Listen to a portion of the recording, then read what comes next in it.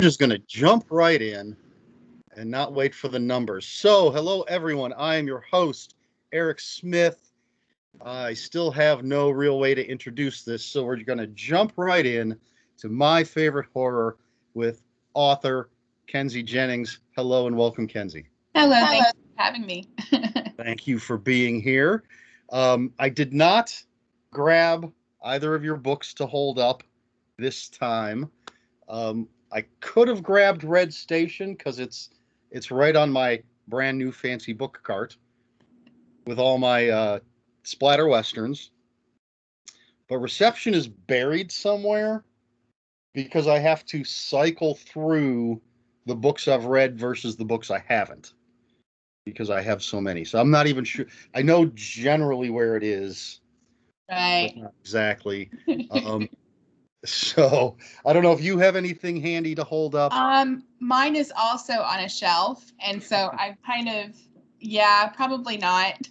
Just try to find it. That's all right. People can go back to the last time we talked. That's right. Or they could just go and just Google it, find it. It's fine.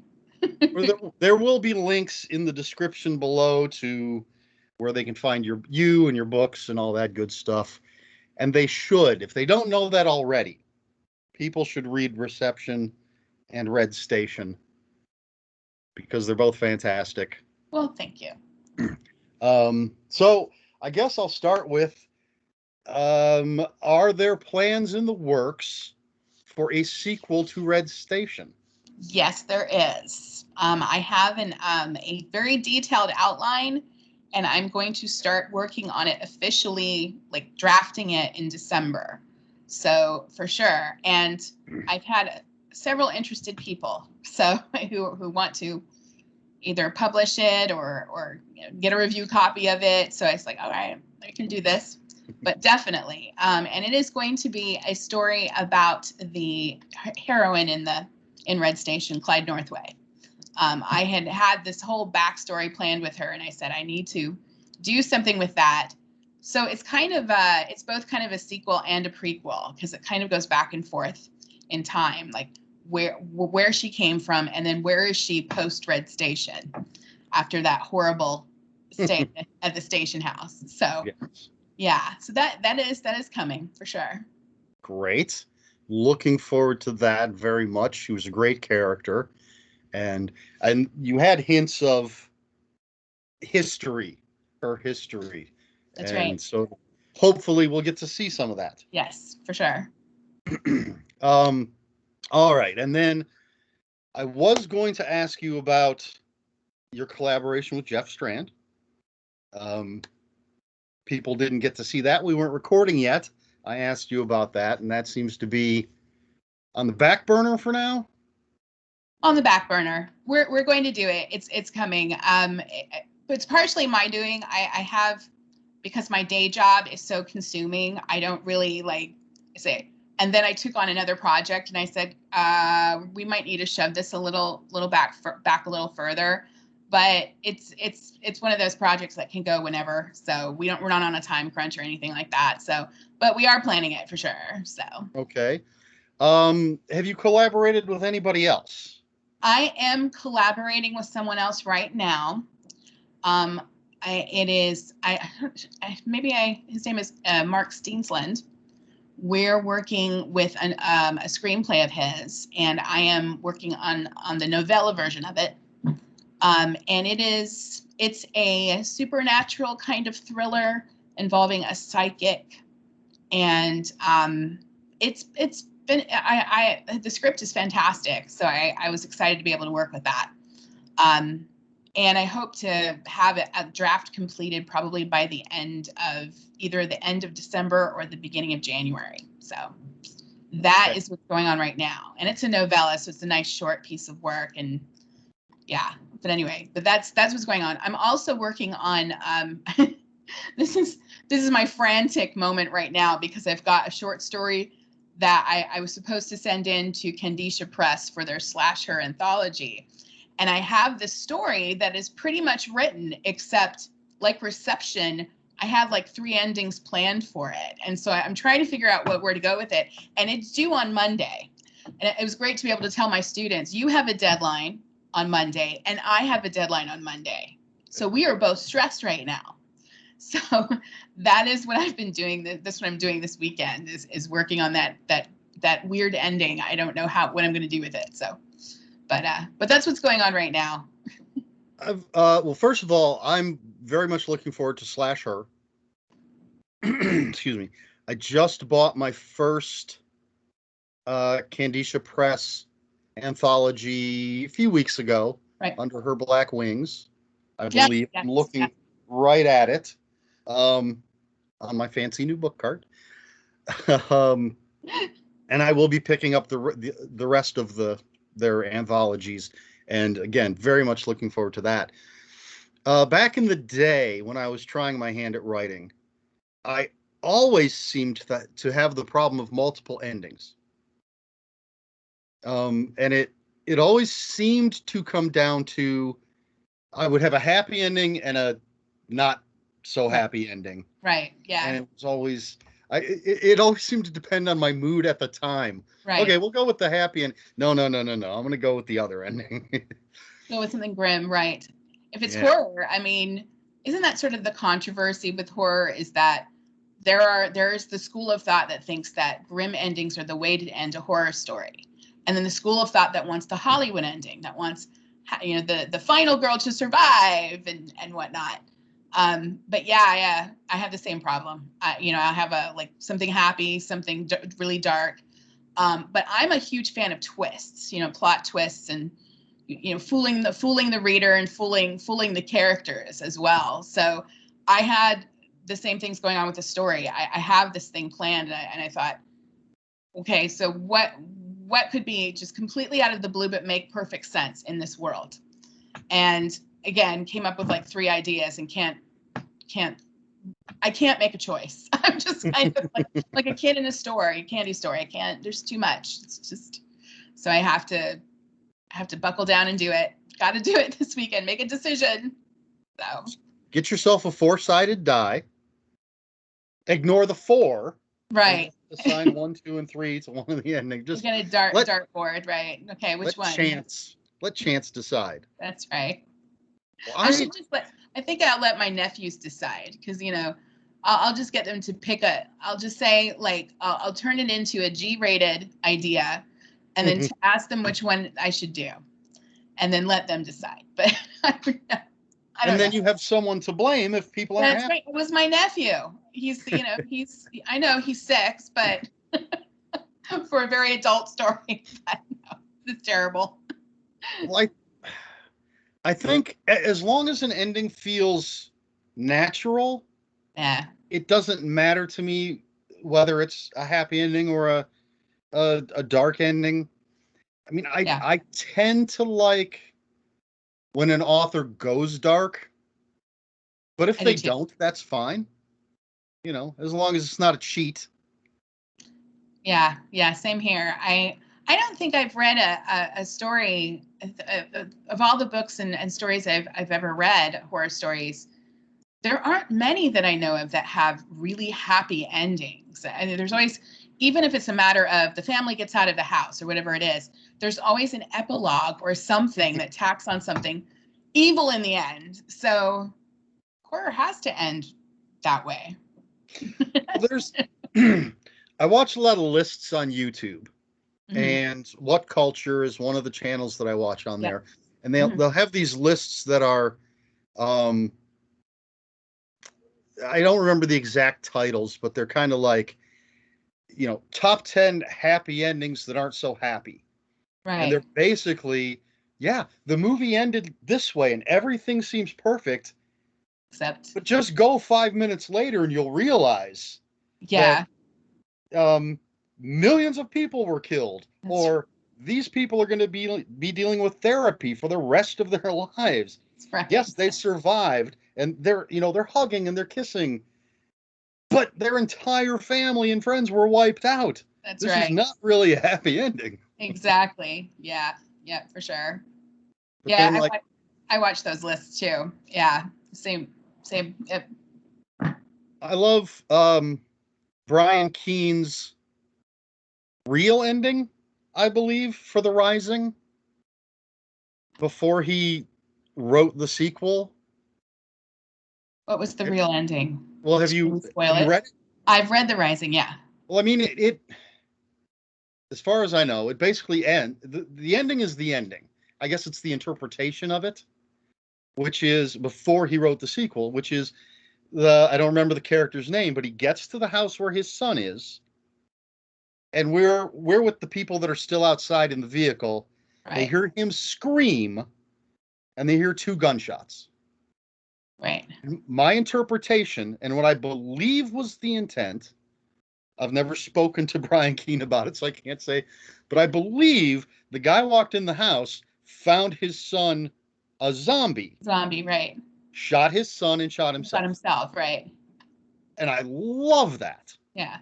And then the sequel came out, and no, He's he got this, screamed because a zombie was about to bite his son. right. What a cop out. Uh, but and I believe that was, publisher and public pressure. Right.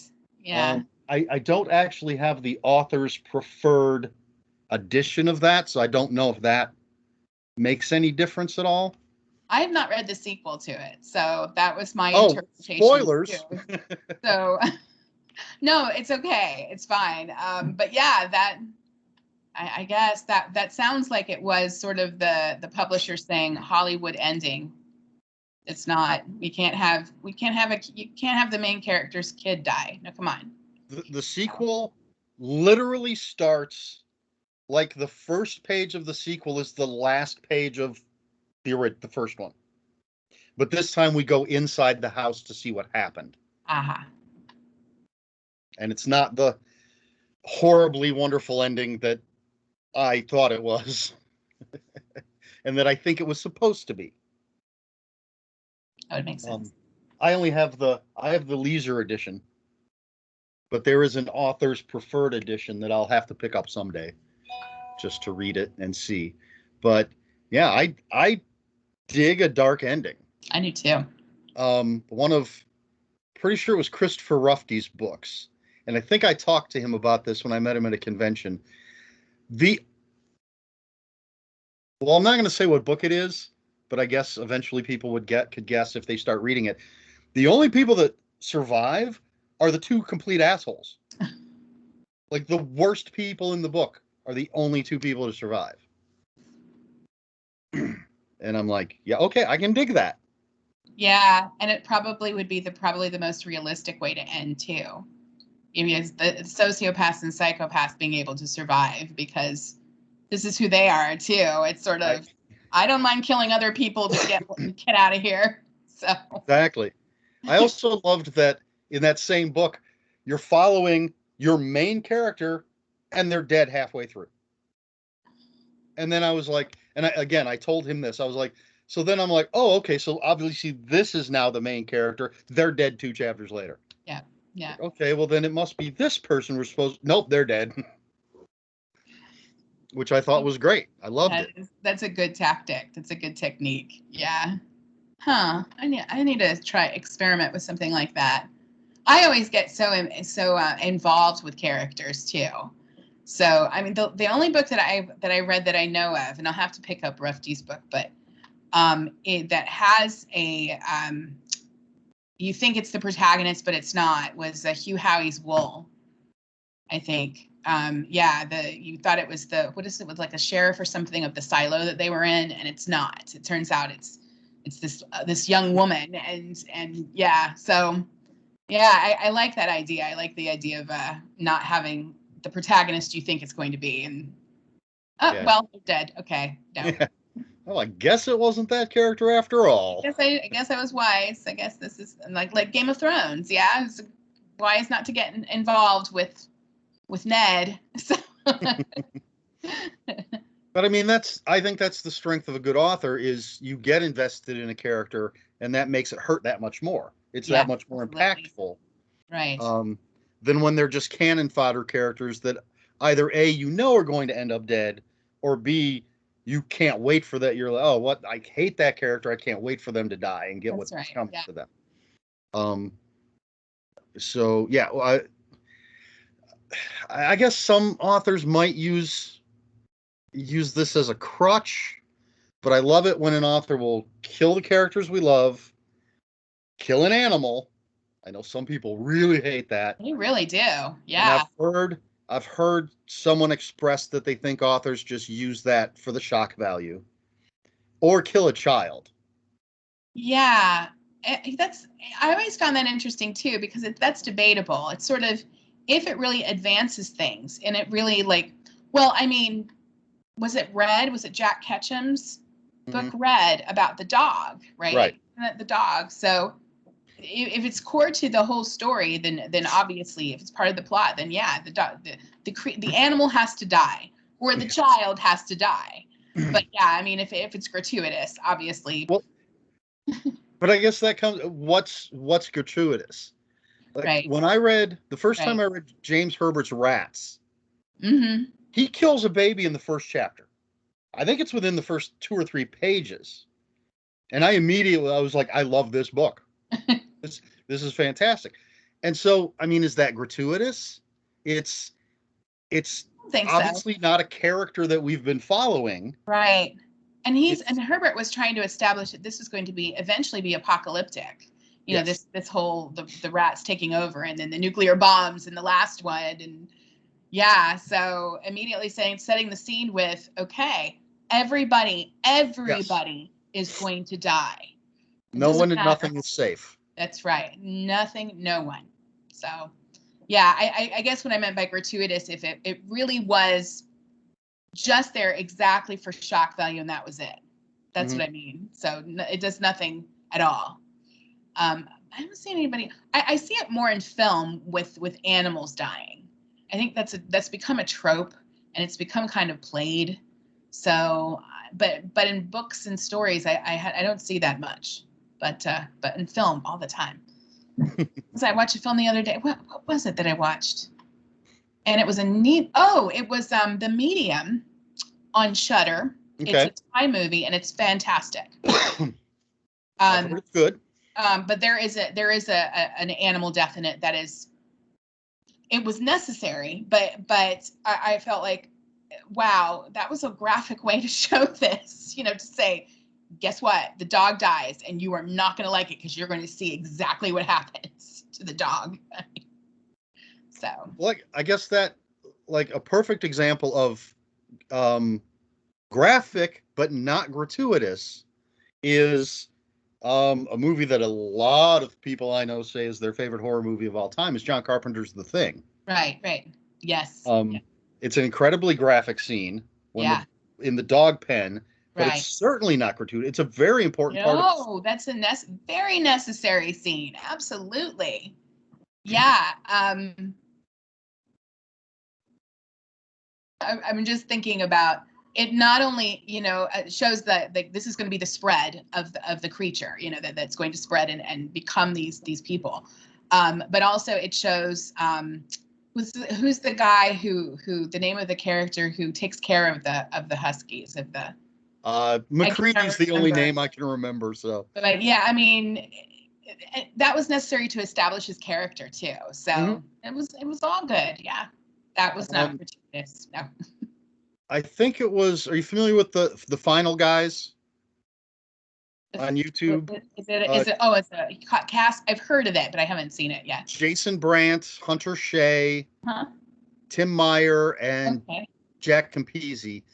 But on I think it was the last episode, Jason Brandt was talking about a short story that he read, and I can't remember the name of it, but it's on the video, and they list everything they talk about in the description. But it's basically, I guess it's a retelling of The Thing from The Thing's perspective. Oh, whoa. That's crazy. It sounded really cool. He said it's pretty short. It's available online. Who wrote it? Does he know? I don't remember the details. No, it's something relatively recent, I think. I was going to say, it wasn't the original author of Who Goes There. So. Right. Oh, they apparently no one was happy with that story. They mentioned, they were like, yeah, I finally got to read that story, and no. They're like, no, did not enjoy it. And Jason Brandt was like, no, this is quick. It's short. It's really cool because it's all from the creature's perspective and how it can't understand why these things are fighting it. Yeah, And it because just wants to be part of them, wants to right. absorb them, wants to. I guess that would be yeah, the assimilation of everything, I guess. Yeah. Yeah. That's interesting. When I get the chance, I'm definitely going to look it up and read it. But For sure. if I can remember, because I'm always doing something else, it seems. I'm telling you. How's the day job? I think about quitting every day. I don't know if I should be saying this on your channel, but I am now saying this to the world. Yeah, that I think about quitting every day. Yeah, it's every time I think it's okay, it's not too bad, then it gets really bad. So it's only bad because it's so consuming. It's all consuming. And again, it prevents me from reading. I don't read for pleasure much. I don't certainly struggle to write an ending for a short story. A short story. It's just a short story. Yeah, so no, it's not great. But it pays the bills. It gives me benefits, grin and bear it. So I'm just chugging along with it. Yeah, I think a lot of people feel that way. Yeah, especially now too. I mean, Go ahead. Yeah, I was going to say the pandemic has certainly changed American minds in terms of how they work and what they should be doing rather than what they're forced to do at work. Was wasting 40 hours a week and doing work in such a short amount of time and still having to be there for 40 hours a week. So, yeah. I like what I do, but the company I work for is crazy. It's just like we're changing the company, I guess, that does our paychecks. Right. And tomorrow's the deadline for us to sign up because it goes into effect with next week's paycheck. Right. Our HR person just came over today to go over what we needed to do. That sounds like HR. Well. Like, isn't that the constant joke that HR is like the worst entity in all jobs? And then we'll be scheduled 50, 55 hours a week to not even getting 40 hours. Right. Oh. Although some of that has to do with the shipping crisis and everything else. Apparently, there are a lot of jobs on the books. We just can't get the stuff we need to do it. Right. We've got this huge unit. So I built transformers. Right. This huge unit that needs to ship, and they can't get a truck. It's been sitting there for a week, and they can't get a truck to ship it where it needs to go. So, yeah, I actually told our HR person today as she was leaving, I said, hey, when you go over to the other building, tell everybody to subscribe to my YouTube channel so I can start making money on that. That's right. Oh, I think I had a similar conversation saying I need to get people to buy my books and I need to be able to write more books so they have more product. But exactly. But again, I like what I do. I don't like the conditions under which I do it. Yeah. Plus, I would say the same. I love teaching. I love the act and the process of teaching. I don't like everything that comes with it. I hate grading with such a seething passion. I hate it so much because it's such a time suck and it's mentally exhausting. But yeah, the job itself, I enjoy teaching a lot. But yeah, everything that comes with it, the administration, the administrative side, the other duties and responsibilities that come with the job, just like, shut up. Just. The other big problem with my job is that we're on a rate system, which I had never heard of before I started working at this place. So every part of every job has its own rate. So I literally have no idea what my paycheck is going to be from week to week. So every single duty and responsibility has a like a rating system, like a. So, okay, what I do, I'm in the assembly Right. section. Right. So, for a very simple unit, I stack the steel core. Mm-hmm. Then I'll put the coils on. I have to top stack the steel core. I have to wedge everything so it's tight. I have to put brackets on it. That's what I'm doing. So there is a rate for cutting wedging. There is a rate for putting the coils on. There is a rate for stacking the steel, a rate for squaring the steel, a rate for top stacking the steel, and a rate for putting the brackets on. If there's labels, there's a rate for putting the labels on. What the hell? But their system is completely screwed up.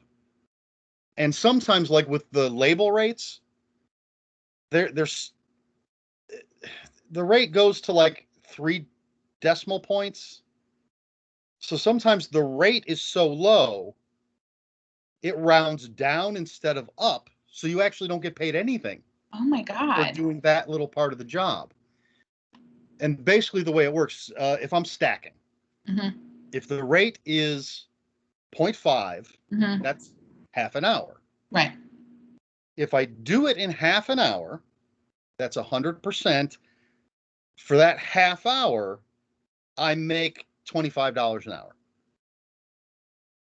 If it takes me an hour to do it, I only get 50%, which means I'm making $12.50 per hour.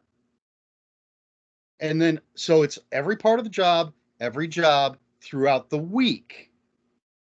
So we have to fill out these time tickets every day.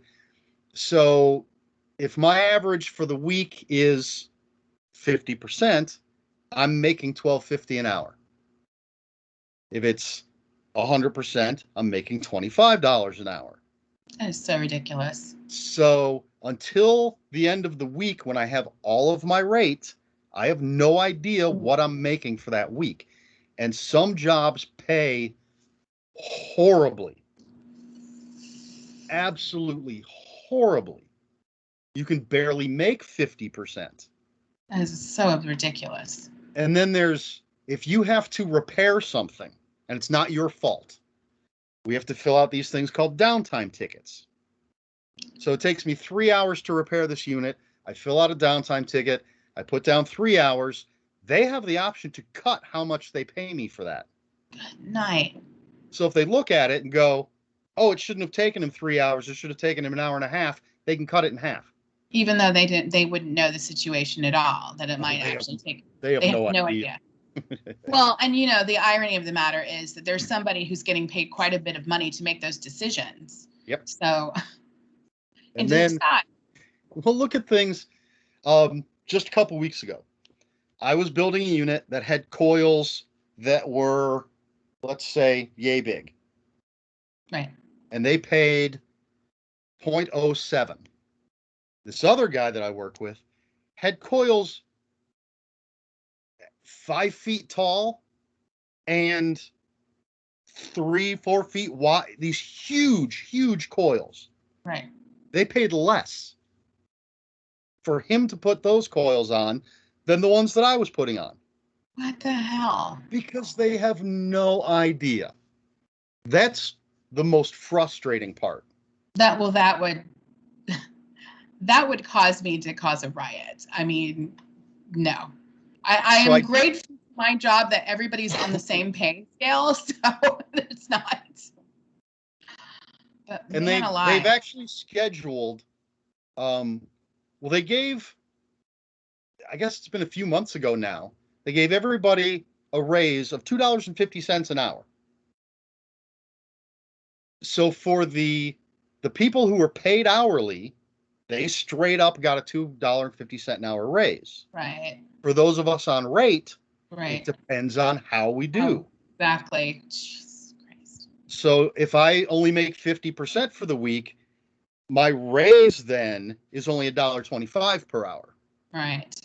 So they have scheduled, I think 6 times, they have scheduled meetings for those of us on rate to talk with management about this, and they've canceled every time because something always comes up.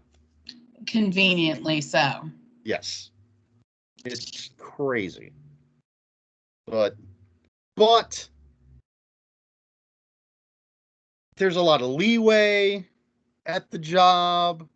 There are benefits, yeah. Yeah, kind it's of. You like coworkers? they're no better or worse than any other coworkers I've had. And generally, I can put we're allowed to put one earbud in. So I listen to podcasts or music most of the day. And sometimes if I'm just not in the mood to put up with anybody's shit, I'll actually put both in. Right. As long as I don't have it so loud I can't hear what's going on. Because it's supposed to be a safety issue. Right.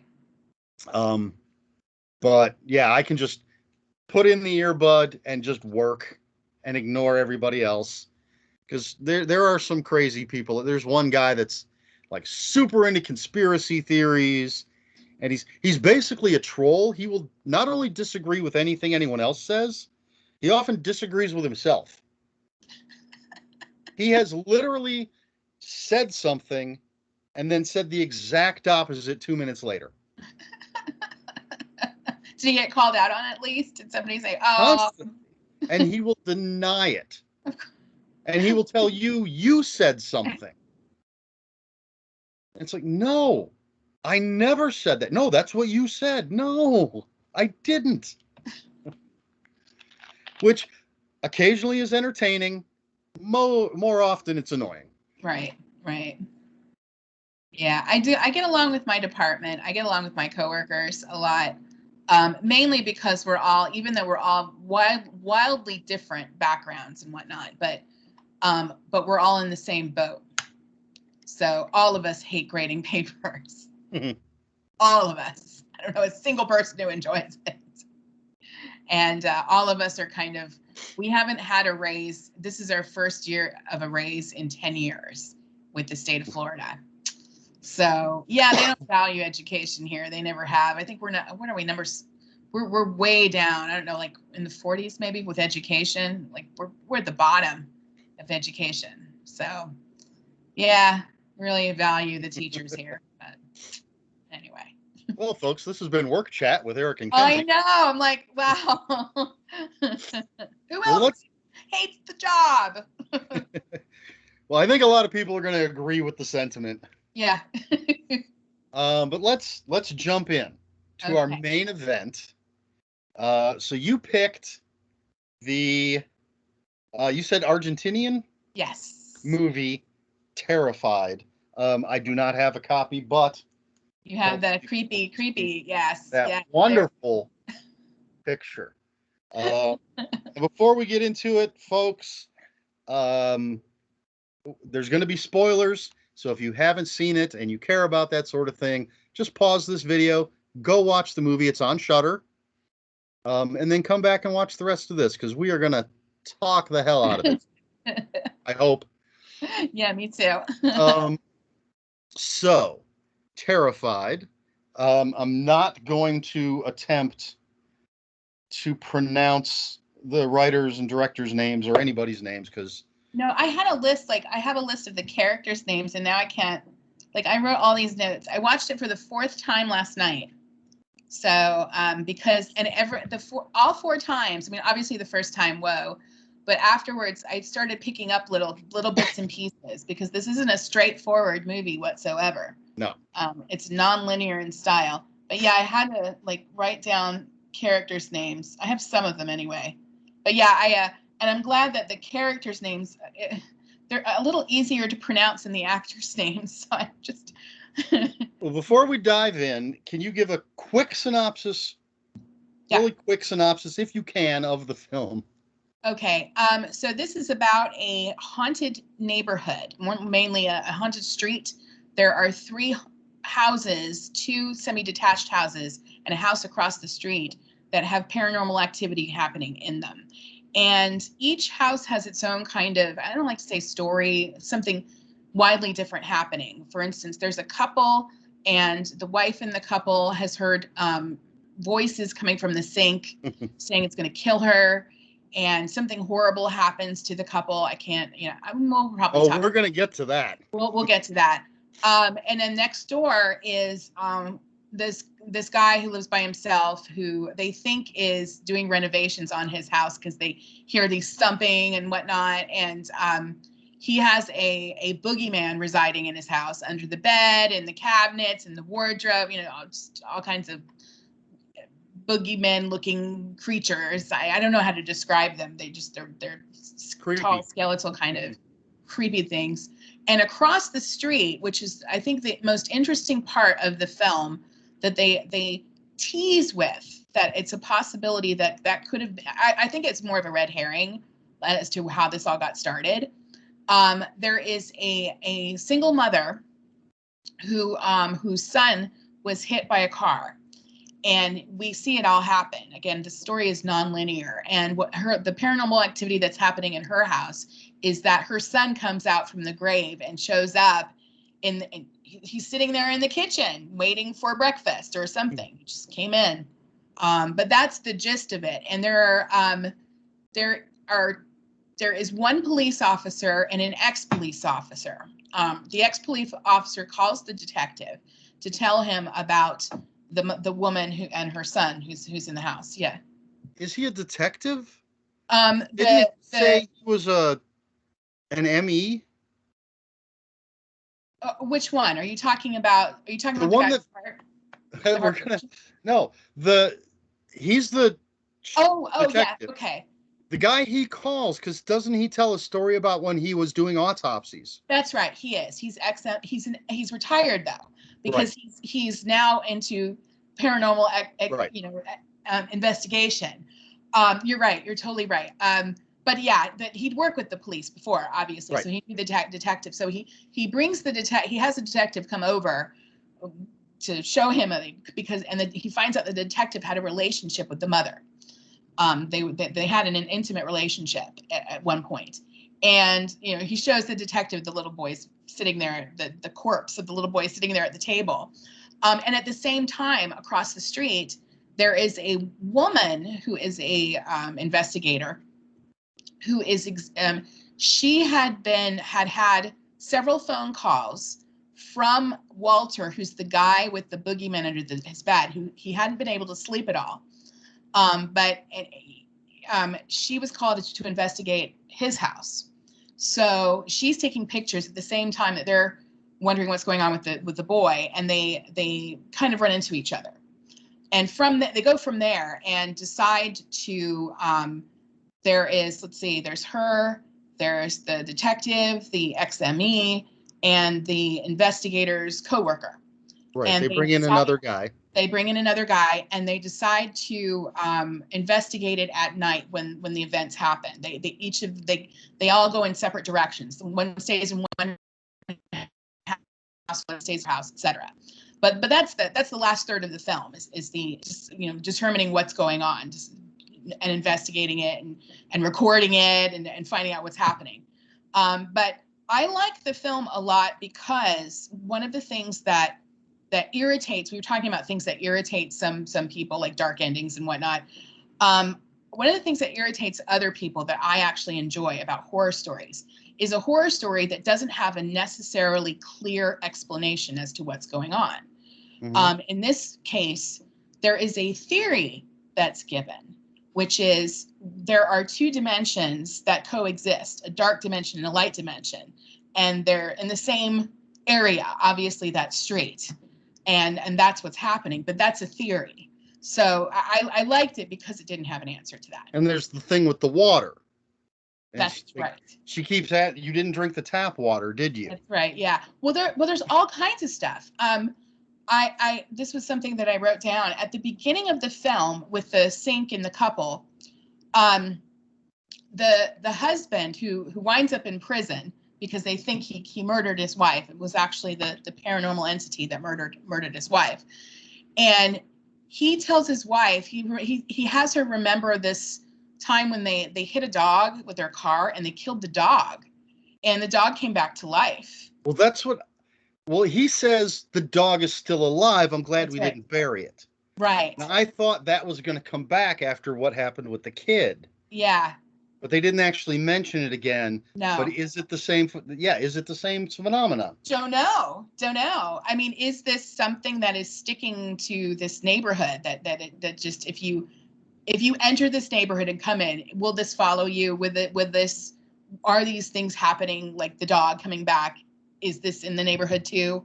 So yeah, I had forgotten about that, so I wrote that down for myself. Well, let's start at the beginning because I Okay. watched it for the first time yesterday. Yes. And first of all, I want to say there are two images slash scenes that are going to stay with me. And we'll get to both of those, one of them very quickly because it's at the beginning. Okay. So we start with just this woman in her kitchen, doing the dishes, making dinner. Yeah. But she's at the sink. Something weird's going on. Her husband comes home. She says, I was hearing voices. And I think this is the first time that he mentions the neighbor is doing renovations. That's right. We Yeah. can always hear that. So then they go to bed. We see her get up and go leave the bedroom, and he's laying there, and then you hear this pounding. And he kind of wakes up and he knocks on the wall. Knock it off, Walter. Yeah, and he goes outside. And then more pounding.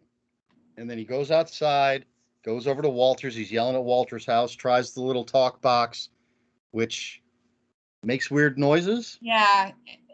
Something, there's a voice there, but it's not saying anything. Then he goes back in the house and he says, he realizes the pounding isn't coming from where he thought it was. He says, that's not Walter. And he goes into the bathroom. This is the first image that's going to stick with me, the first bit.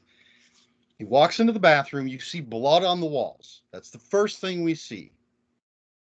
But then when he, I don't know, opens the door a little more, turns the corner, whatever it is. Yeah. And his wife is hanging there in the air, being slammed full force back and forth against the walls. That scene right off the bat, I'm like, I am in. This is fantastic. And it was such a well done scene. And he's freaking out. He's trying to pull her down. And she's just slamming into the walls. That's right. Yeah. Amazing. Yeah, it was a great opener, and it also establishes, the next scene when he's in prison and he's being questioned because he's been, they believe he killed his wife. Obviously, we realize that afterwards it's nonlinear, that there are sequences that are out of order, such as the scene with the little boy getting hit by the car, such as what was I thinking of? I'm blanking on and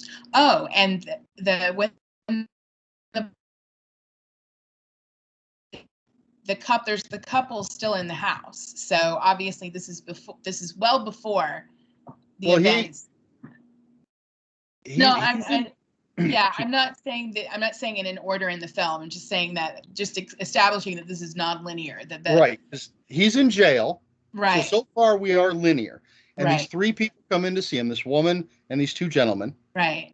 And they essentially are saying, we believe your story. Right. We don't think you killed your wife. Right.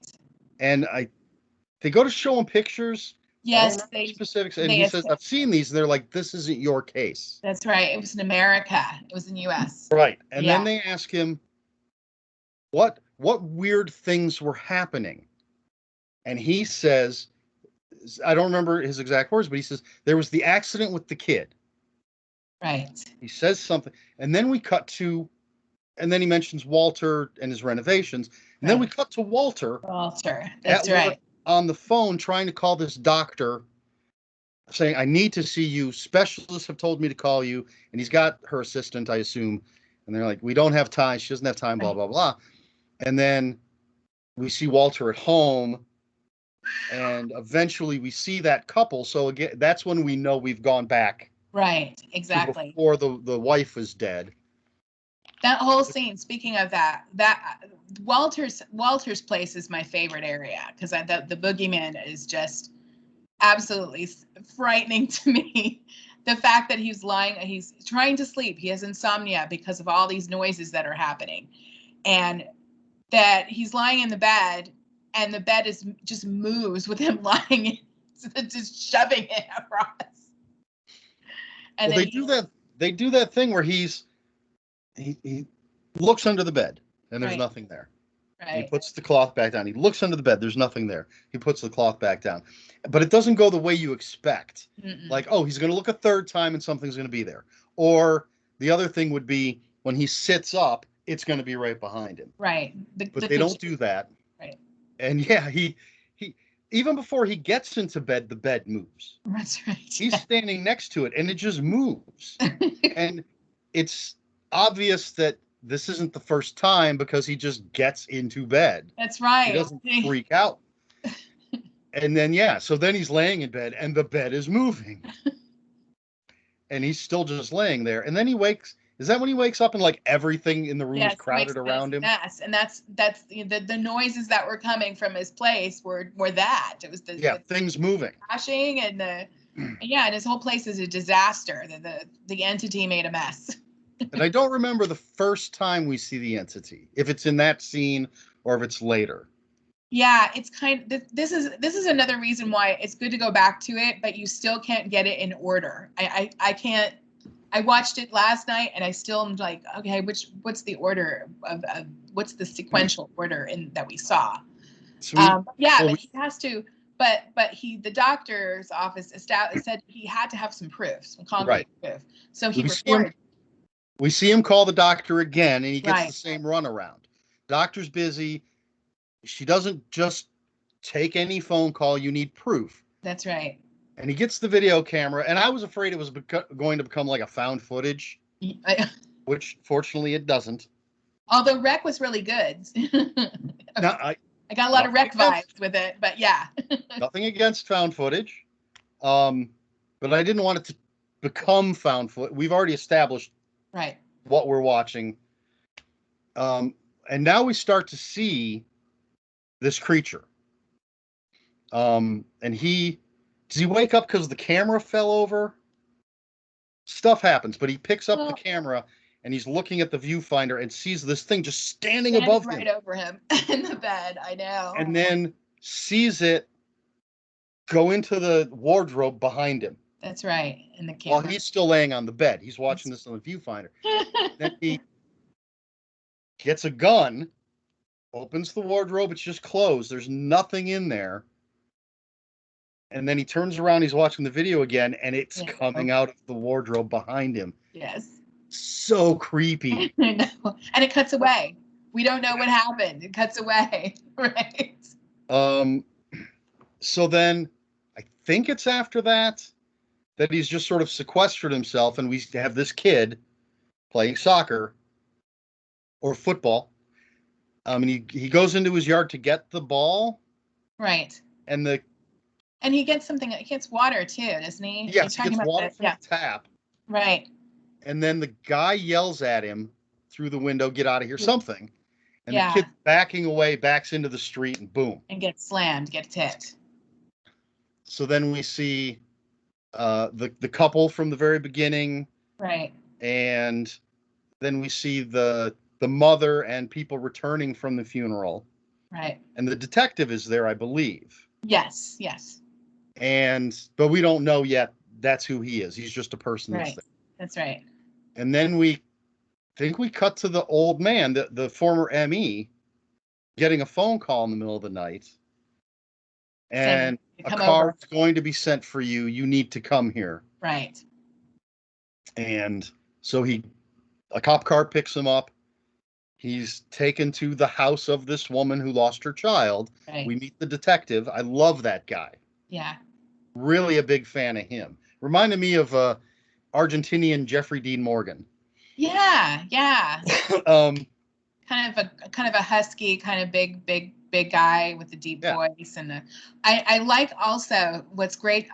His character was so well developed, especially that he had this big flaw with him, with his Right. his condition, his heart condition.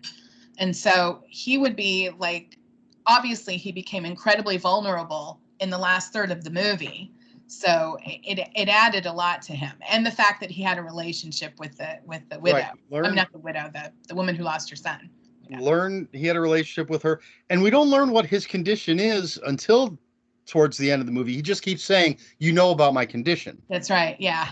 And then so he takes the former ME into the house, and the dead kid is sitting at the table in the kitchen with a bowl of cereal and a glass of milk. Glass of milk and a little bowl of cookies too. I was like looking at the whole spread. I was like, wow. Yeah.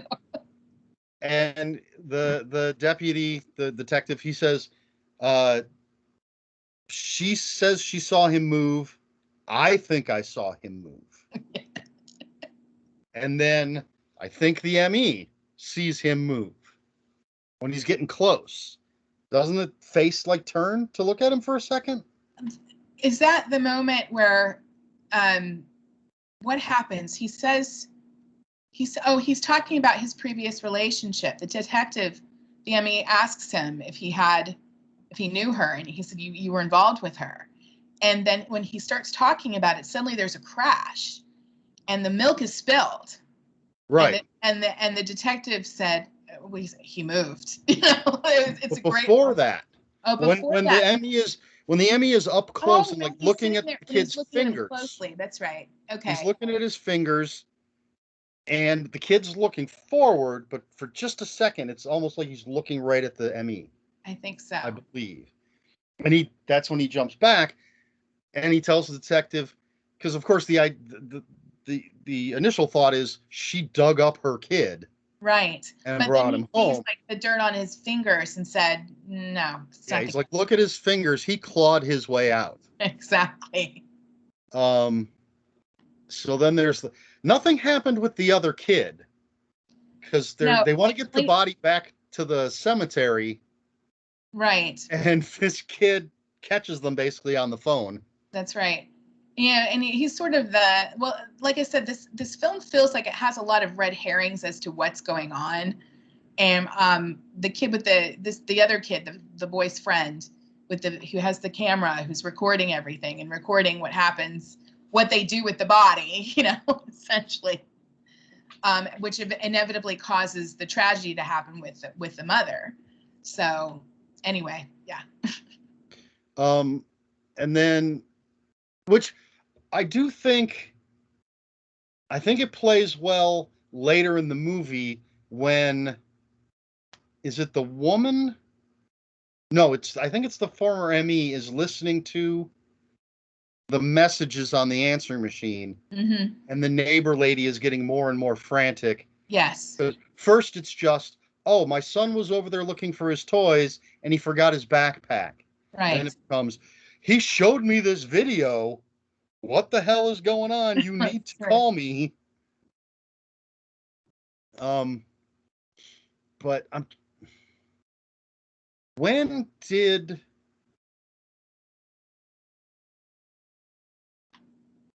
the only part about the timeline I'm really unsure of? I don't know. It's hard to say because so the ME and the detective are in this woman's house dealing with this dead kid's body. Right. And the former ME, I'm just going to say ME. Yeah. I can't remember anybody's name. Jano is his name, I think. He goes outside and he sees this woman taking pictures of Walter's house. And he recognizes her. Mm-hmm. And he says, what are you doing? What's going on? They talk. And he's like, I think I have something for you to see. So now she's involved with them. She sees the dead kid. And they call in a third guy, as you said. So now they split up. But where's the other couple? Is this after he's been taken away for killing his wife? Okay, yeah. So we have to go back to the beginning where he's being interviewed. What is it? The moment it has something to do with the interview at the beginning when they're talking. Right, because he signs papers to let them go into his house. To let them investigate, right. So she has permission, but that had to have been, who was part of the group of three? Was the Emmy a part of the group of three? I think he was. Yeah, it's her, the Emmy, and the guy that she brought in. Right. So that would have been after the moment they met outside with the I mean, yeah, I'm trying to think of the sequence. The Jano is his name, and Julia met outside, and he recognized her and said, "I have something to show you. Come inside." So that would have been the beginning. That would have been after, but there were several. There's like this span of time where the wife was killed at the beginning, up into the point where they're interviewing him. That's missing. So I that block of time is kind of. Well, my question is, because the couple from the beginning is there when the kid is killed. Right. They're there when he's buried. Right. So how long is it before the kid shows back up at the house? It sounded to me like it wasn't that long. But he's not in a good physical condition, you know? Yeah. So he's it could be, maybe it's longer than I thought. That's what I'm thinking. It's probably a couple weeks. But it feels like it has to be in that time span that the woman at the beginning was killed. Right. Yeah, I don't know. I don't know that time span at all. I don't know that gap between the time of when she's killed at the beginning and the interview that comes right afterwards. That missing block. But you're right. All of that action that we see involving the kid early on when he dies the couple's still there. Mm-hmm. So but so then and she's not okay, and Julia, the paranormal researcher, she's there for Walter's sake. She's not there for the couple, right? So yeah, that's what I'm saying. This is like, you really have to get a fine-tooth comb and just like pick moments in time and just organize it, like figure out how everything connects linearly. It's really hard to do. So this says her name is Maura Albrecht. Oh, Albrecht. Okay, I got it wrong. Okay. But I just wanted. They said her last name a lot. That's what I wanted to look up. Okay, Dr. Albrecht. Yes. Yeah. Why did I say Julia? I don't know. That could be someone. There's an Alicia. Oh, I get names wrong all the time. Walter, Clara. Alicia's the name of the woman who was killed by the being hit against the wall.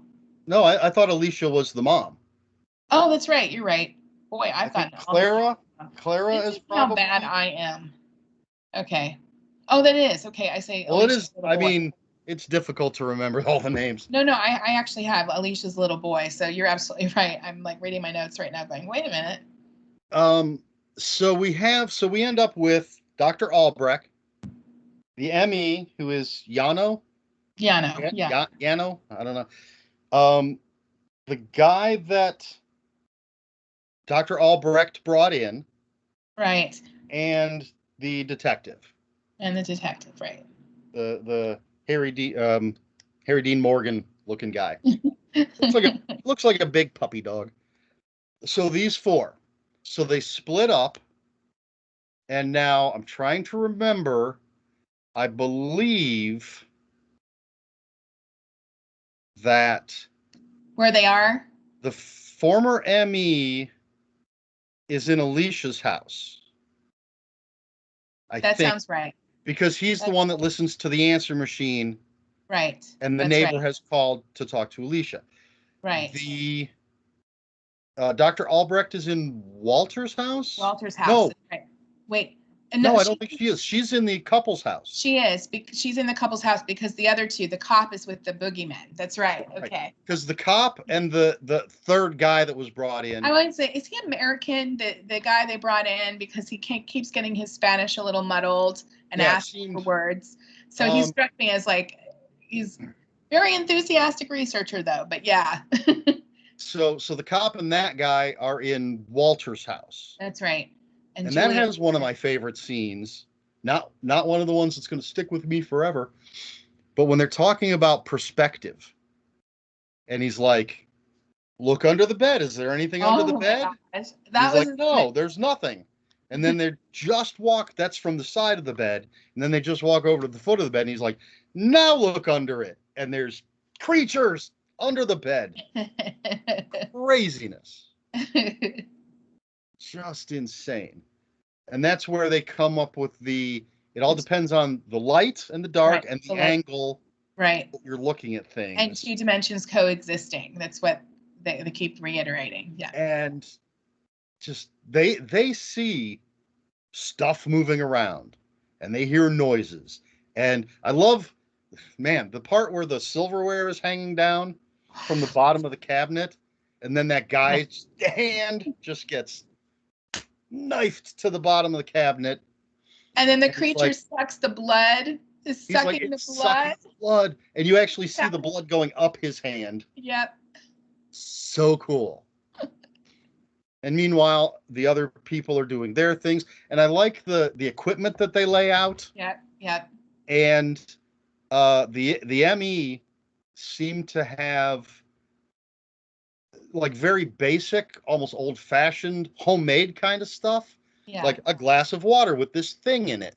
Yeah. And a compass and something else. And Albrecht had more fancy stuff, not necessarily new, but metal, obvious pieces of equipment that have been made, and they were pretty cool the way they worked. Yeah, another thing to note about that, speaking of, because she's in that particular house, was the crack in the wall.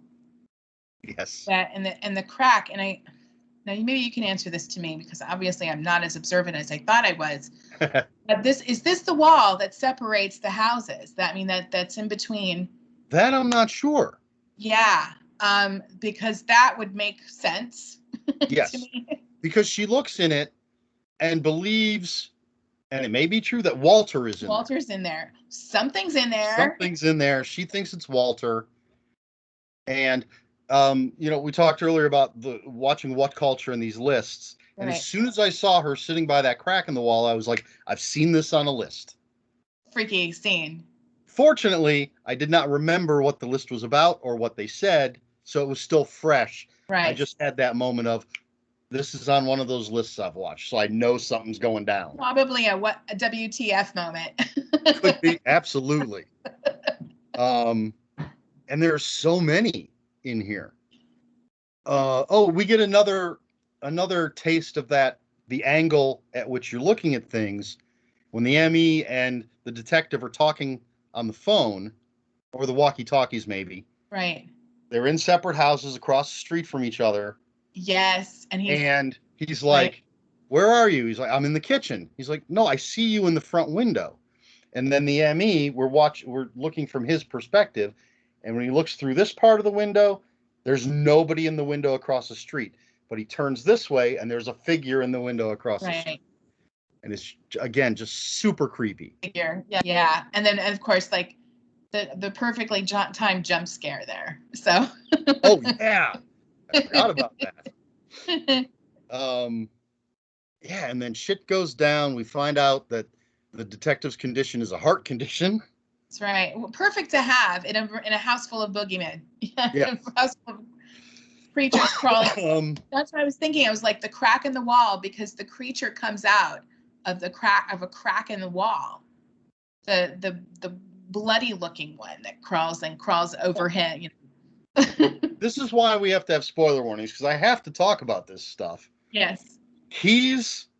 The detective, I believe, is standing there talking to the old lady who's sitting next to the crack in the wall, which keeps getting wider. And all of a sudden, this hand just shoots out, grabs her, and snaps her neck. That's right. And it's just quick. Holy crap. And pulls her right through the crack. Insane. Yeah. Which eventually leads to the other image that will stay with me forever. That image is the freakiest thing I've seen in a long time. Jumping ahead, but the detective gets out to his car, and he's sitting there, and he's on the radio, he's doing something, and just in the background, getting closer, so it's out of focus, we don't know what it is, getting closer until it's in. is the old lady with her head hanging down, and she slams into the car window. That's right. It's like, holy shit. This is amazing. Yeah, the one of the other scary scenes that I thought was pretty effective that that's the more memorable one because it's so visual. The head just dangling there. It's so freaky. But the ME also getting it and being stuck in the bar. Yeah. And with his eyes, all glass in his eyes. Didn't he? I'm not 100% sure, but didn't he open the cabinet and there was nothing there? That's right. Yeah. Closes it, but then he rips the side off, and the ME is inside right there. Other eyes perspective. That's right. Yeah. Yeah, the different perspective. Crazy. As soon as I finished it, I was like, screw The Conjuring. This puts the Conjuring movies to shame. I am so glad you picked this. I'm glad I did too. This is one that when you asked about favorite horror movie, it's hard to answer any of that. It changes all the time. But this was the one that I kept recommending to people. And I know a couple of people on social media said, well, you recommended it, so I watched it, and oh my God, So I said, this is probably the movie that I most enjoyed over the past 10 years, I think, so yeah. Well, I did a quick search. It is available on Blu-ray, and I will be picking it up. So that almost feels like we're done talking about it, but I'm not done. No. Because it's got here's something else too that, what was it? When I saw it for the third time with a friend of mine, I introduced this movie, of course, and a couple of other movies too that they'd never seen. It was this one. It was Host on Shudder. It was. Which I have not seen yet. Oh, this is good too. Train to Busan, which is a great, fantastic zombie. I have owned that since it came out on Blu-ray and have not seen it yet. Okay, well, you have to rectify that. It's a fan. I love I love South Korean movies because they're so emotionally rendering, and now they've got Squid Game, which is just as emotionally effective. But and the other film was The Invitation. That's the other one I recommended, and we watched all four of them. So yeah, you're the one that told me to watch The Invitation, and yes, absolutely fantastic. But anyway, yeah. So but there are other things about Terrified that I caught when I was watching it with her as well, and it was this sort of. There was one element about the film that I didn't enjoy. And I couldn't remember what it was when I watched it last night until the very, very ending of the film. Because it reminded me so much of a Hollywood. There could be a sequel. Right. Okay. It was very gimmicky to me. And I thought, that's probably why I blanked out the ending, because I didn't, the very, very, very ending, the last scene with talking to, what was he talking to? He was talking to other police or something. 3 new people. Yeah, 3 new people, and one of them was one of the cops. Was one of the cops who he was the one who had been called by the detective at the end to go to the house. Well, he's the one that picked up the ME at the beginning-ish. That's right. Yeah, when we're introduced to the ME. He's the one that drives him to Alicia's house. And wasn't he the one who essentially revealed that that's another thing. The detective disappeared. They don't know where he went. He vanished. Right. They have no idea. He's left. He's gone. So. And yeah, he's the one that was that the detective had driven away after the hanging head lady came running out. He had driven away, and he gets on the walkie-talkie, and that cop is, I'm here, I'm doing that. And he's like, get out of there. That's an order. Get out. And he makes the decision to go back so he can set everything on fire, burn it all down. And finds Alicia hanging there. That's right. That was another thing. Yeah, it says that she's tormented from all of it. So, yeah. But yeah, so yes, the guy from the very beginning who's in jail for killing his wife is talking to that cop and two new people. Right. Now, I would say if I were going to agree with you about this, I would say it's the last second that's a problem. I like that when he's sitting there talking to them, he's like, yeah, why did you bring him with you? Yeah, that was good. That was good. And the fact that it was the guy whose name started the American guy, I guess, the one scientist. It was one of the, what was his name? Let's start Was with it him or was it the ME? No. Did they ever show who it was? Wait a minute, hold on. No, they never showed who it was, because all the last second, that last moment where the chair flies, Right. that was so stupid. You don't see, it's just an invisible thing, it's an Right. entity. But he doesn't say it's Yano. He says it's, I swear he says it's the one that starts, hold on a second, I've got it. Rosentalk. Okay. That's his name. Yeah. And I have Rosentalk haunts the interrogation room. The actor's name is George L. Lewis, so I'm guessing he's very.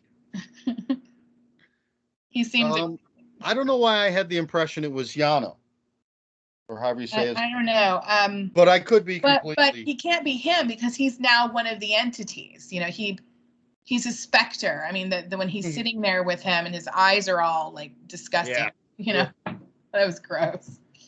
But yeah, it reminded me a lot of kind of a Fulci film. It's sort of the image, the specters are so gnarly looking, and just the body horror of them is so like the woman with the head. Great.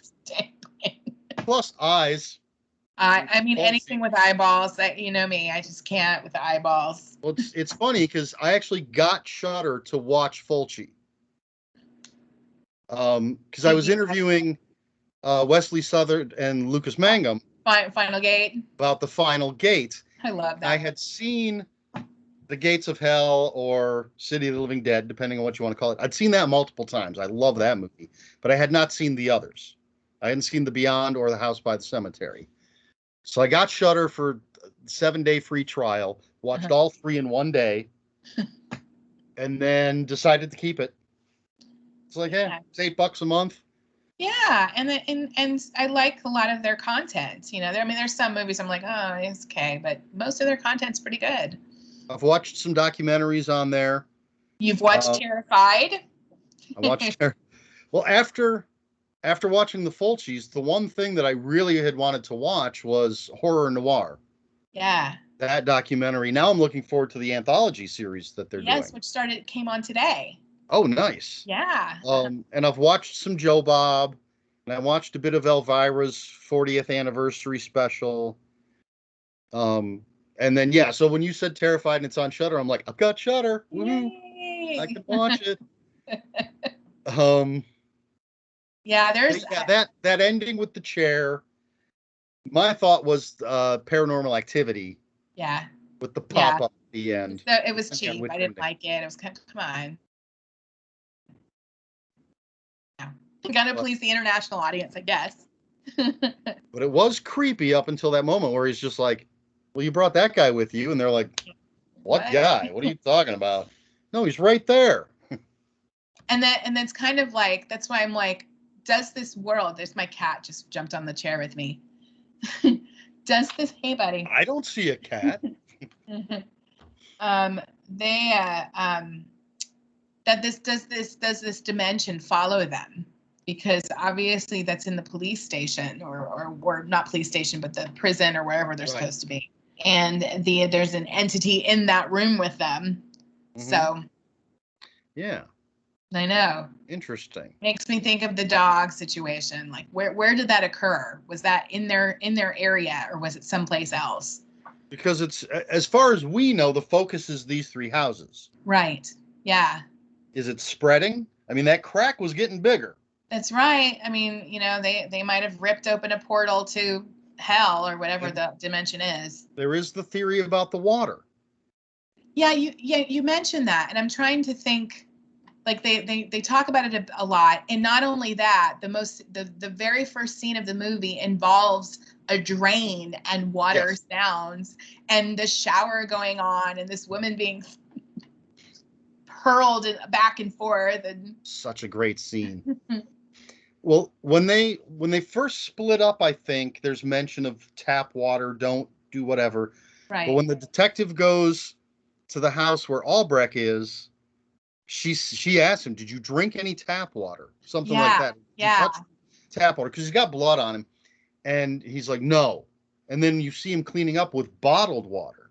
Right. Yeah. And she says, when she starts talking about the other dimensions, she says something about parasites can get through and get to us through the water. Right. Yeah. Which I thought was really weird, you know. So like, is that how people can become infected? But is it an infection, or is it just again this hellish dimension?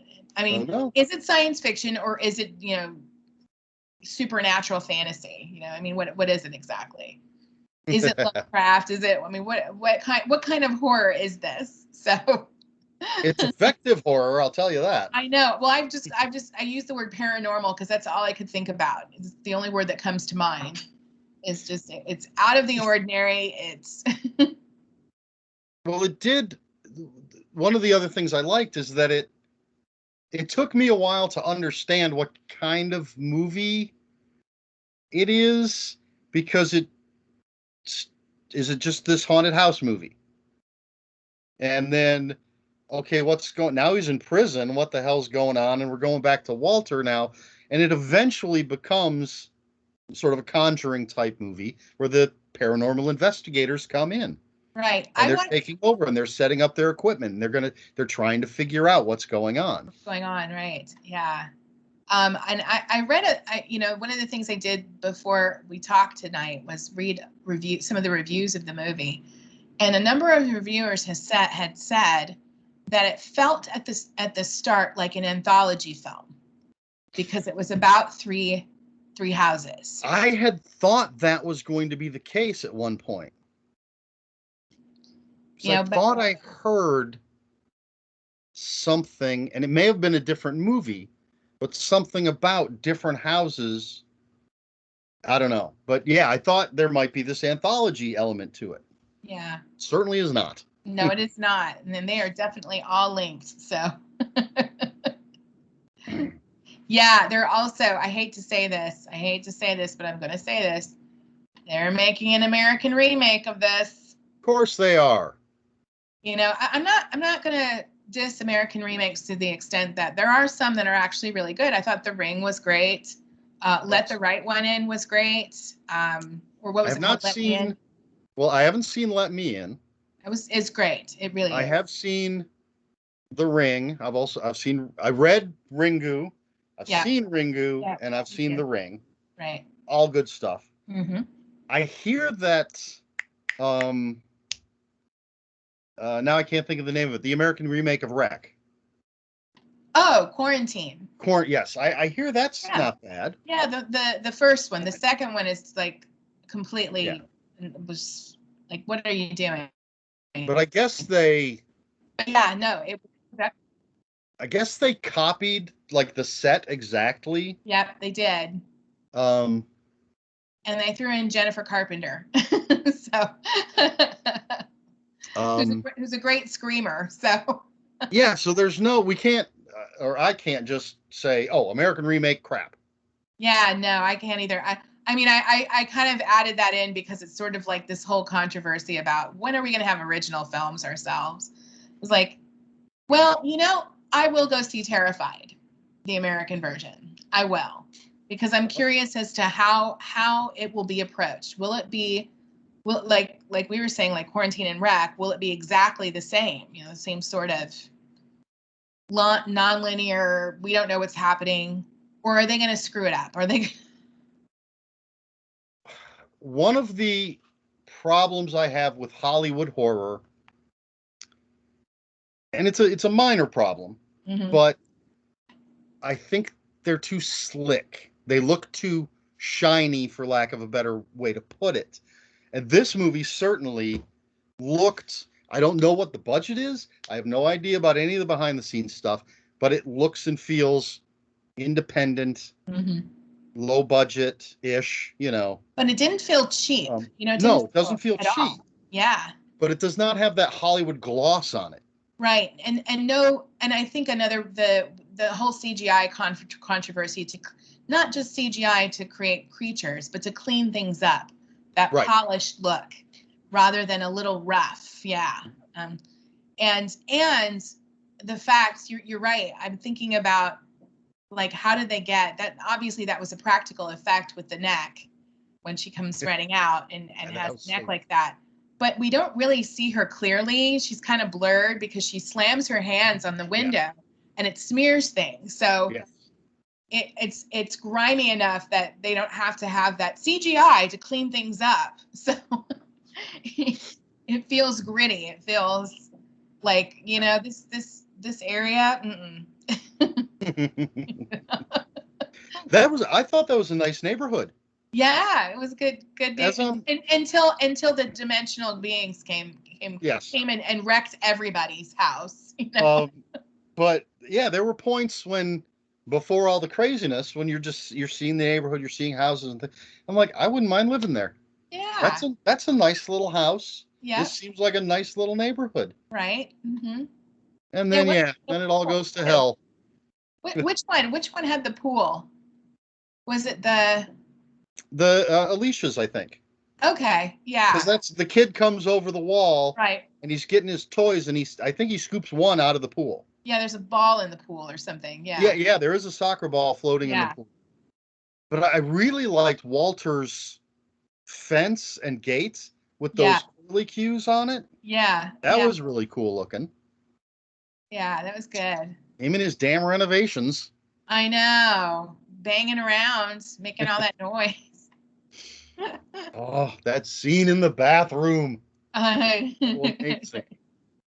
Just and so unexpected. I know. I know. Um yeah, we kind of jumped around, but so does the movie.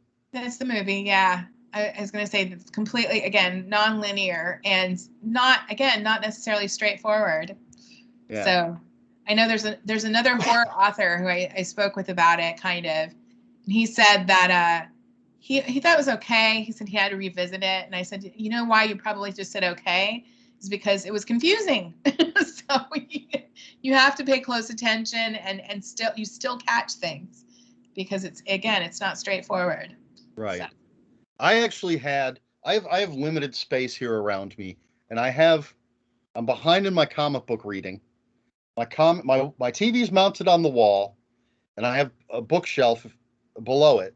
Mm-hmm. My comic books are stacked up on the top of the bookshelf, and right now they're covering up a small 2-inch portion of the bottom of the TV, and I had to move those because I knew there would be subtitles, and I did Yes. not want to miss anything. So I had to move that stuff aside to make sure I didn't miss any of the dialogue.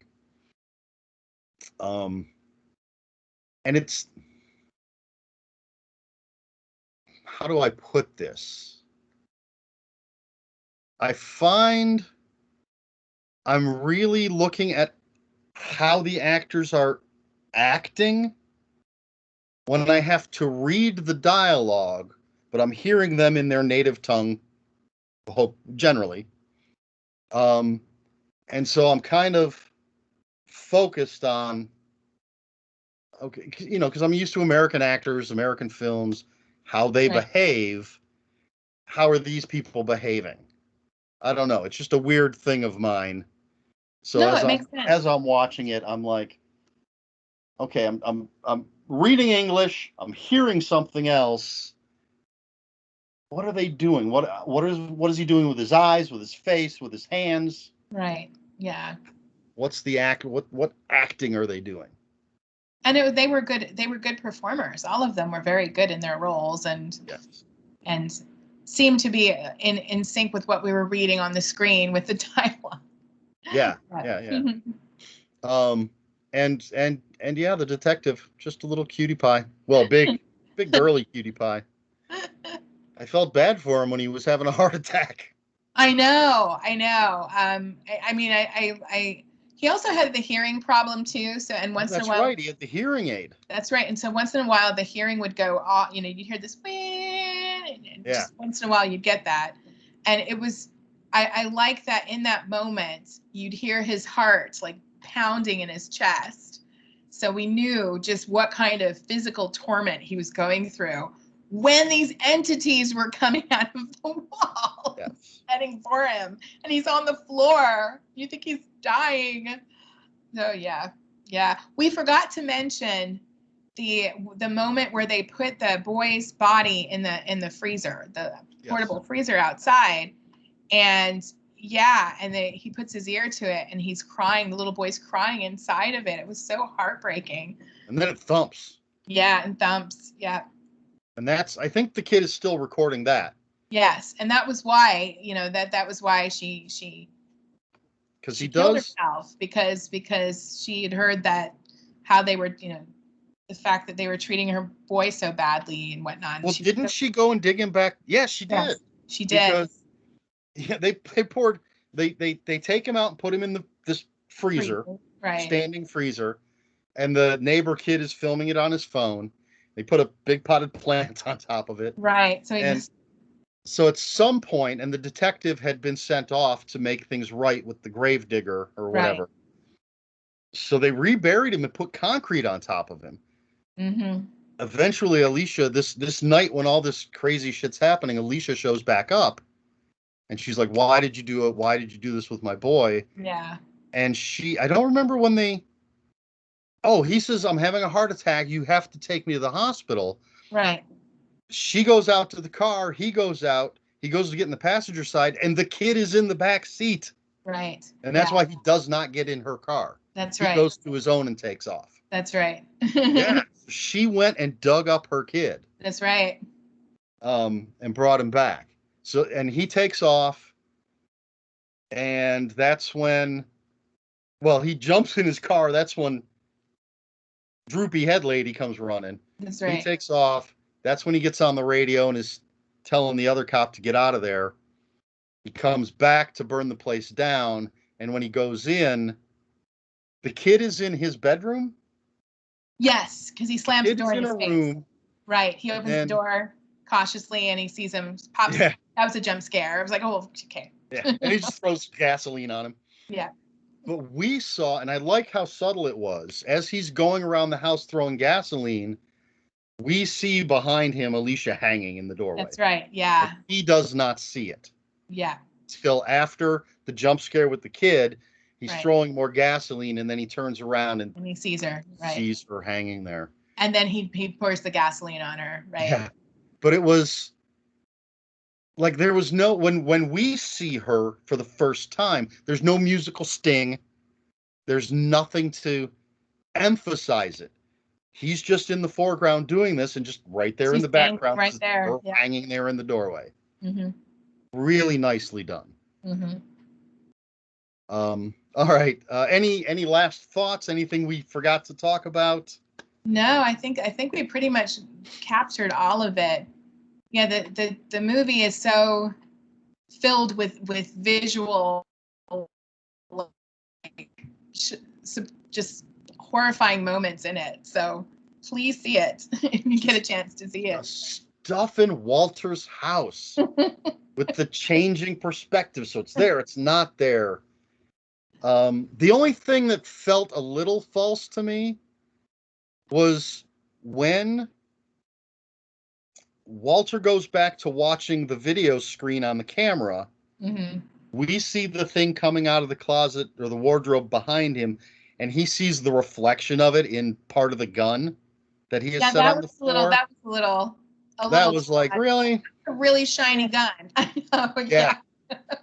It's a really shiny gun, and he recognized that something was coming in that little tiny part of the gun. I know, that was a little weird. So that was a little. But at the same time, sort of like, why not? Why not? Hollywood does that crap, but they do it with, like, look in the rear view mirror. There it is. Look in the side of a car, the car door. You see the person's reflection there. So why not gun? That's the tiniest nitpick I have. And they didn't do the typical Hollywood thing of, I'm standing in front of a mirror and there's nothing behind me. I open the mirror.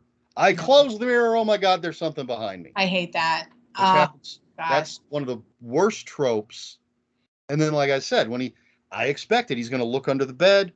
He looks under the bed twice, nothing's there. Oh, he's going to look a third time, it's going to be there. Or right. when we finally see him sit up, it's going to be behind him. Or it just crawls up on him over the bed, which is. And they didn't do either one of those things. No, and that was probably, and this is another reason why I like it, is because it takes the old fear of the boogeyman under the bed and changes it. So again, it's all about perspective. Yes. Yeah. So, man, I am so glad you picked this one. I think everything that I've discussed with anybody on this show, this is only the third one that I have not seen before. Mm-hmm. Everything else I had seen or read, because there's been a couple books. So the very first one, Pandorum, with Jared Barbie, had not seen that. And then I wanted to be clear on what you picked because someone else picked Terrifier. That's the clown one. I'm like, yes. Yeah. Which I had not seen, but I like it. There's no plot to that movie. Oh no, it's straightforward, like stock and slash and gore. Yeah. But the gore effects are amazing. They are. They're really good. Absolutely amazing. So, Pandorum was. Who picked Terrifier? Steve Barnard. He's got 3 digital books out that are slashers, Meathead 2, and Meathead 3. Okay. But he is one of the people I have known online the longest. One of the first people I ever met online. He's a teacher, actually, down in Colombia, South America. Oh, wow. We've played Magic the Gathering online together. So we have a whole history. And so actually he's a slasher fan. He's a big gore fan. Uh-huh. If you ever watched that interview, he points out off the bat, he's like, this is the first time we've ever spoken face to face. Wow. Was when we did that. And actually, I do put in the description for these videos, I'll put a note that, movie talk starts at this point. Right. And I only thought about that because when I was talking to Steve, the first 45 minutes we spent talking about board and card games. And I was like, yeah, some people, like typically, at least I'm talking to someone about writing and books. And right. But I'm like, some people that tune in for this might not care about deck building games and miniatures games. So I'm going to put a note that says movie talk here. Yeah, movie talk is at 45 minutes in. Well, you might need to do the same for ours. We talked a lot about work. I have been doing that with all of them since then. Oh, okay. I try to remember. I put a warning for spoilers, a warning for adult language, a note for where the movie or book talk starts, and then a note for what the next week's episode is going to be. Because at this point, when we wrap this up, I don't know what the episode following yours is going to be. But I do want to put it in the description so that at least gives people a week to watch or read whatever it is if they choose to. Mm-hmm.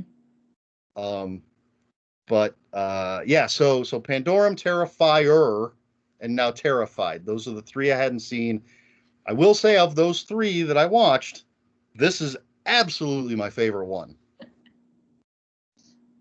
And then everything else, like I said, has been stuff I've seen before and just rewatched to refresh my memory. Books I've read before. Only 2 books so far. Yeah, I think it's probably because it's like an overwhelming, like, you want to pick the right book because you know a lot of writers. So it's sort of. Well, it's easier to do movies, I think. Yeah, that's true. It's easier to talk about movies too. And the first book was Blood and Rain by Glenn Rolfe. Mm-hmm. Talked with Janine Pipe Janine about that. Pipe. Of course Yeah. you did. I was like, she's a huge Glenn Rolfe fan. And I didn't have time to reread it. Uh-huh. And it had been years since I read it. So I didn't have much to contribute. The other book was My Best Friend's Exorcism. Grady Hendrix, yeah. With, oh no, who was that with? I don't, oh wait, Lisa Quigley. Yeah. Fortunately, I just read that last year. So it was relatively fresh in my mind, and she has read it multiple times. So that one went well. Actually, there was someone who picked The Woman in Black. Uh-huh, right. And I was able to find a copy at Half Price Books and read it in a day. But then there were some problems with the interview, so we're going to have to redo it. Oh, no. Oh, well. But otherwise, like Glenn Rolfe had initially picked Salem's Lot. Ah. And I'm like, I've read that. I do, but it's been a long time, and I do not have time to reread it. So he's Right. going to have to carry the load. Uh-huh. You know? So it is much easier to just to watch a movie. I can take an hour and a half and watch a movie. That's it. That's it. Yeah. Yeah. Too many notations for a book, too. You'd have But I don't mind doing books. Right. I'm more than happy to. And I actually, there's someone we're trying to figure out a date. And I told him, I said, you know, it doesn't even have to be a book or a movie. It could be a comic book. It could be a game, Mm-hmm. as long as it's horror. Mm-hmm. So, we'll see what happens. yeah. All right. So we're done talking about Terrified? Yeah. Okay. I think you covered what you have coming up, what you're working on. Was there anything else? Yep. There's nothing else at the moment. No. So I don't want to be a disappointing writer, but yeah, I'm writing all weekend, so working on that ending, deciding how to end the story. That's right. This slasher story. All right. Anything else you want to plug? I mean, people Nope. need to buy Reception and Red Station and read them. Go buy Reception and Red Station, sure. Oh well, buy independent horror, not just mine. Buy whatever suits you. Well, that's true. You know, I like to plug my work, but I also like to just chat with a friend about movies too. So there you go.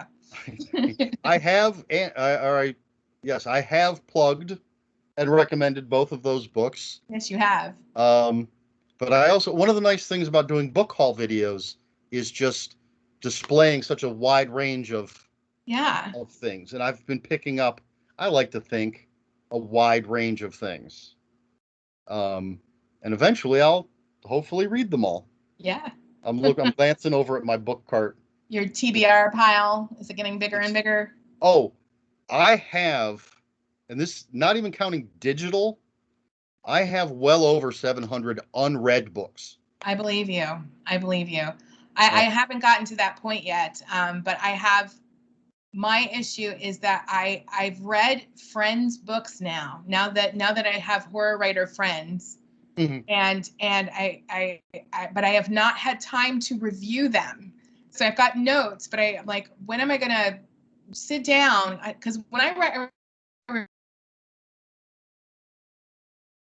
Oh, you're frozen. I am frozen.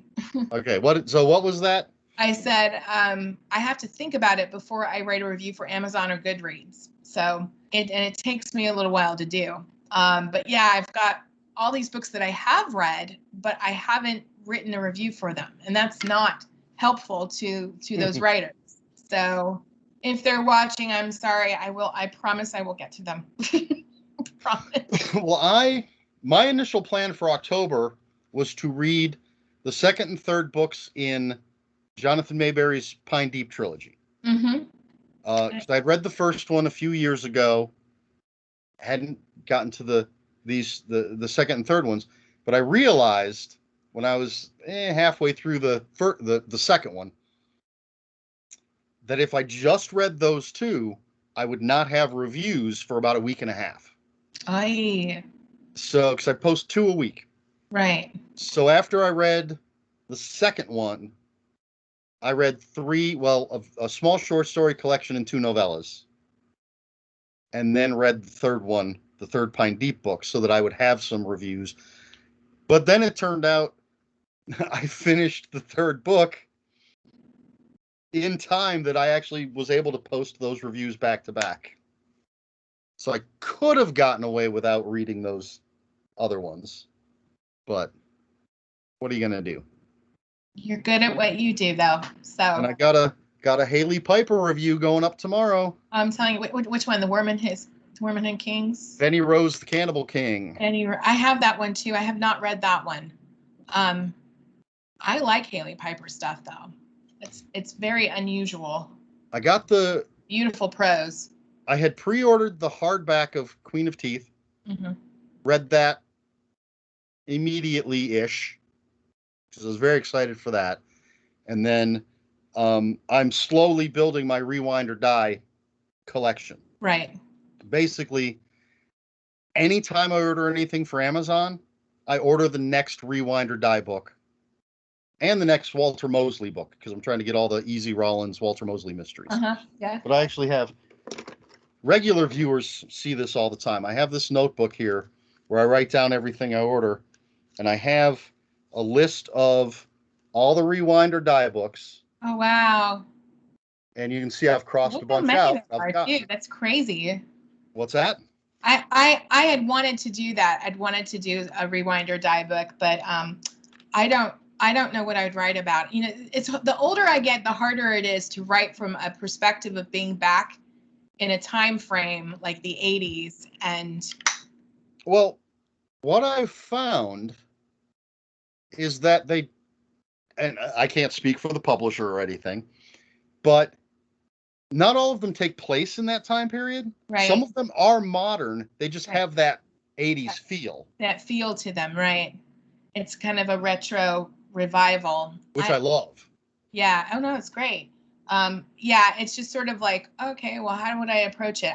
If I'm having this much of a difficult time writing a slasher short story, imagine the novella or novel. I mean, like that. I obviously Red Station's a slasher, but yeah, not exactly a normal one. It's my cat. He's just like sitting here. Sorry. Oh, when all our cats are outside, when this is over, I'll be going outside to visit the cats.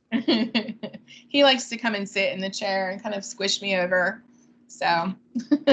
That's what they do when I actually just put the chairs away because we're getting into the nasty weather, the front porch chairs. Yeah. But usually if I'm sitting out on the front porch, there are three that will just fight for space on my lap on the chair. Oh. All right. Where can folks find you online if you want anyone to find you? I'm on Facebook and Twitter. Twitter, I'm Kenzie Bly J. That's Bly, BLYJAY. And I'm on Instagram too. Same thing, Kenzie Bly J. KenzieJennings.com. That's my website that I haven't updated in a year. It's just no time to do these things, you know. And I'm also on TikTok recently, but I'm still trying to figure that out because there's a lot of book bloggers on it too. Mm-hmm. I've only have like 2. They're just not a video kind of person. So, but I like watching everybody else's too. But yeah, you can find me Kenzie Jennings. I'm on there too. But yeah, that's how to find me. I'll have some links in the description. Sadie Hartman does great TikTok. Yes. J.H. Moncrief has done some really nice TikToks. Yeah, I saw that.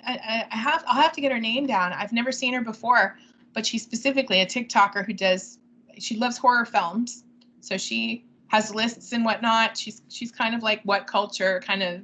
She does her own thing, but it's pretty good. I just saw her today, so I'll have to get her name down. But yes, I know Sadie does. I think I was one of the books. I think Red Station was on one of those lists that she had up. So, yep. All right. Well, if you can hang out for a minute, I'm gonna do the outro here, and then yeah, I guess that's it. So, thank you very much for being here. Thank you very much for introducing me to this movie. And there you have it, folks. Kenzie Jennings, Terrified.